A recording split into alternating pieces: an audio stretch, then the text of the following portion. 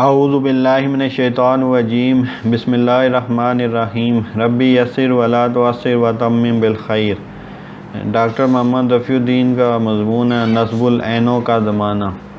یہ زمانہ نصب العینوں کا زمانہ ہے کیونکہ اس زمانے میں انسان کے نصب العینوں نے یہاں تک ترقی کر لی ہے کہ وہ اس کی جبلی اور حیوانی خواہشات سے صاف طور پر الگ نظر آ رہے ہیں اور علمی اور عقلی نظریاتی فلسفوں کی صورت میں نمودار ہو گئے ہیں۔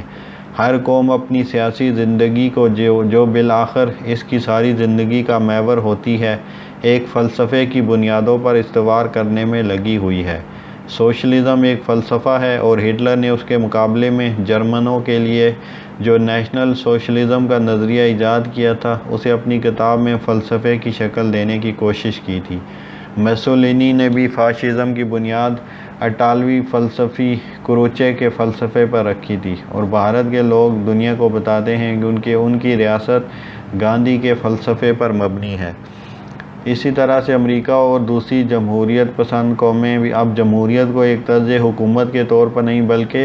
انسان اور کائنات کو ایک فلسفے کے طور پر پیش کرتی ہے۔ لیکن جس قدر نصب العین بلند اور واضح ہوتے جا رہے ہیں اور عقل اور علم کا لباس پہنتے جا رہے ہیں، اسی قدر نصب العینوں کی باہمی جنگ بھی زیادہ شدید اور زیادہ تباہ کن ہوتی جا رہی ہے، یہاں تک کہ اس جنگ کی وجہ سے اب یہ سمجھا جا رہا ہے کہ پورے عرض پر انسان کی بقا خطرے میں پڑ گئی ہے۔ تاہم اس وقت وہ نوع بشر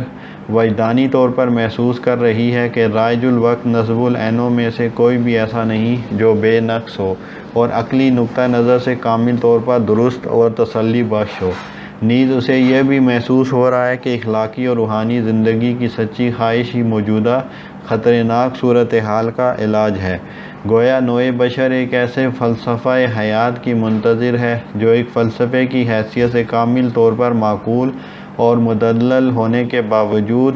ایک مذہب بھی ہو اور ایک ایسے مذہب کی متلاشی ہے جو سچا ہو۔ یہ اخلاقیات اور روحانیت کا علمبردار ہونے کے باوجود ایک معیاری عقلیت کا فلسفہ بھی ہو۔ صرف اسی قسم کا ایک فلسفیانہ مذہب یا مذہبیانہ فلسفہ ہی اپنی روحانیت اور عقلیت کی دو گونا کشش سے تمام مذاہب اور تمام فلسفوں پر غالب آ کر نوع بشر کو متحد کر سکتا ہے اور نصب العینوں کی جنگ کو ختم کر سکتا ہے۔